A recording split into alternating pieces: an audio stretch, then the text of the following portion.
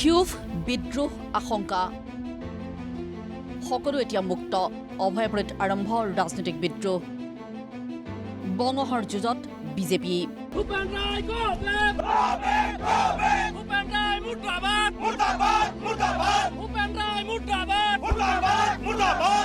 এয়া মুকলি ক্ষোভ বিজেপি কৰ্মীৰ ভূপেন ৰায়ৰ বিজেপি গমনৰ লগে লগেই অভয়াপুৰীত এনেদৰে আৰম্ভ হৈছে ক্ষোভ তাৰ পিছতেই এনে ক্ষোভ আৰু বঙহৰ যুঁজৰ সুযোগ লোৱাৰ বাবে উঠি পৰি লাগিছে কংগ্ৰেছী বিধায়ক প্ৰদীপ চৰকাৰ বিগত ৫টা বছৰে দক্ষিণ অভয়াপুৰীৰ বিধায়ক হিচাপে আছে একালৰ মন্ত্ৰী চন্দ্ৰন চৰকাৰৰ পুত্ৰ প্ৰদীপ চৰকাৰ এইগৰাকী প্ৰদীপ চৰকাৰ এইবাৰো কংগ্ৰেছৰ সম্ভাৱ্য প্ৰাৰ্থী প্ৰায় নিশ্চিত হৈ আছে প্ৰদীপ চৰকাৰৰ ২০২৬ৰ নিৰ্বাচনী যুঁজৰ টিকট কিন্তু সমষ্টিৰ পুনৰ নিৰ্ধাৰণে ৰাজনৈতিক অংকত আউল লগাইছিল প্ৰদীপ চৰকাৰক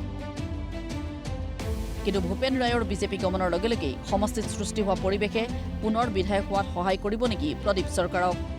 নিজা নীতি আদৰ্শ ত্যাগ কৰি গেৰুৱা হোৱা ভূপেন ৰায়ক তীক্ষ্ণ সমালোচনা প্ৰদীপ চৰকাৰৰ যে ক্ষমতাৰ লোভত নিজৰ নীতি আদৰ্শক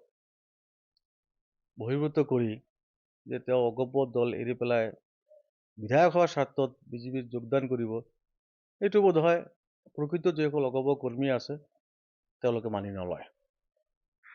এইটো হ'ল ৰাজনীতিৰ খোৱা কামোৰা ৰাজনীতি আৰু এইটো তেওঁৰ ব্যক্তিগত মতামত তেওঁৰ যদি নীতি আদৰ্শক বিশেষণ দি পেলাই অগপ দল এৰি বিজেপি দলত যোগদান কৰিলে টিকিট পাব বুলি সেই আশাৰে কৈছে অভয়াপুৰীৰ যি সমষ্টি গঠিত হ'ল এই সমষ্টিত এজিপি আৰু বিজেপিৰ মাজত এটা ডাঙৰ এটা গৃহকন্দল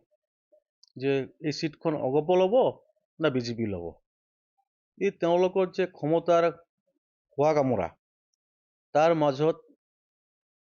অগপ আৰু বিজেপি দলৰ কৰ্মকৰ্তাসকল ভুগিছে পুনৰ বিধায়ক হোৱাৰ হেঁপাহেৰে বিজেপিৰ টুপি পিন্ধা ভূপেন ৰায় নহয় বিধায়ক প্ৰদীপ চৰকাৰৰ বাবে কোনো প্ৰতিদ্বন্দ্বী বিজেপিহে হ'ব প্ৰদীপ চৰকাৰৰ মূল প্ৰতিদ্বন্দ্বী ভূপেন ৰায় বা কোনোবা এনেকুৱা কোনো নামৰ লগত মোৰ প্ৰতিদ্বন্দ্বী নহয় মই কৰ্তব্যবান কংগ্ৰেছী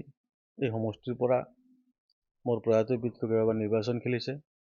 হাৰা জিকা তেওঁ চাইছে ময়ো জীৱনত প্ৰথমবাৰ যোৱাবাৰ সক্ৰিয় ৰাজনীতিলৈ আহিছিলোঁ দলে মোক টিকেট দিছিল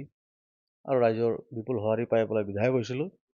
মোৰ সন্মুখত মোৰ প্ৰতিদ্বন্দ্বী দল আনহাতে বঙাইগাঁও জিলাত ফণীভূষণ চৌধুৰীৰ নেতৃত্বত অগপৰ বৰ্তমানৰ স্থিতিয়ে সহায় কৰিব কংগ্ৰেছক নেতৃত্বৰ স্বাৰ্থৰ বাবেই আজি অগপৰ তৃণমূল কৰ্মী সুখী নহয় সেয়ে অহা নিৰ্বাচনত অগপৰ কৰ্মীয়ে উচিত প্ৰত্যুত্তৰ দিব বুলি উল্লেখ কৰিলে কংগ্ৰেছী বিধায়ক প্ৰদীপ চৰকাৰে কথা ক'বলৈ গ'লে আজি অগপ দলটো শেষৰ পিনে বিজেপিৰ লগত এলায়েন্স হোৱাৰ পিছত অগপ দলটোক লাহে লাহে বিজেপিয়ে গ্ৰাস কৰি পেলাইছে আজি যদি আপুনি চিটৰ সংখ্যা চায় ২০১৬ চনত কিমানটা চিট পাইছিল অগপই আকৌ ২০২১ চনত কিমান চিট পাইছিল যদি কেলকুলেশ্যন কৰে লাহে লাহে তেওঁলোকৰ কমি আছে আৰু এই যে এইবাৰ ২০২৬ চনৰ বিধানসভা নিৰ্বাচন এই নিৰ্বাচনত আৰু কমি গৈ আছে তো সংখ্যাটো কমিছে আৰু এজিপি দলৰ বহুত নেতৃত্বস্থানীয় নেতা ইতিমধ্যে বিজেপিত যোগদান কৰিছে অগপ দলটো মই ভাবোঁ নিশ্চয়কৈ পিনে পেলাইছে এই অগপ দলৰ নেতৃত্ববৃন্দে ইয়াৰ প্ৰত্যুত্তৰ নিশ্চয়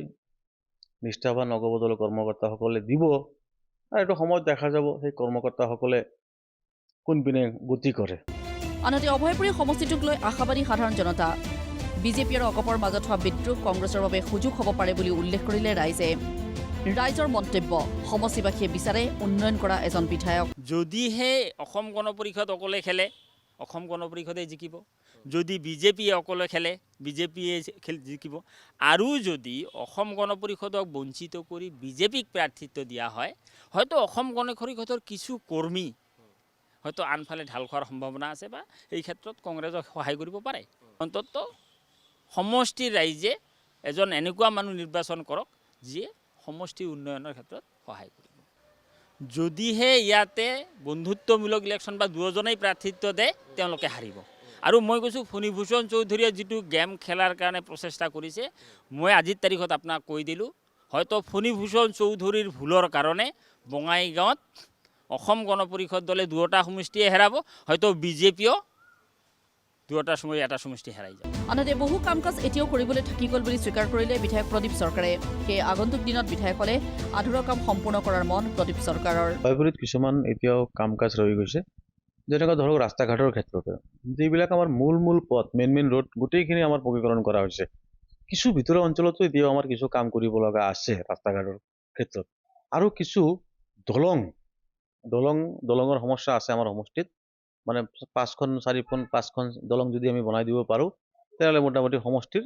সমস্যাখিনি সমাধান হৈ যাব। এইখিনি মই কৰিব পৰা নাই, কাৰণ পিডব্লিউডিৰ ক্ষেত্ৰত মেইন ৰাস্তা যিবিলাক আছে গোটেইখিনি প্ৰায় কৰা হ'ল। আগন্তুক দিনত ৰাইজে যদি মোক সেইখিনি সুযোগ সুবিধা দিয়ে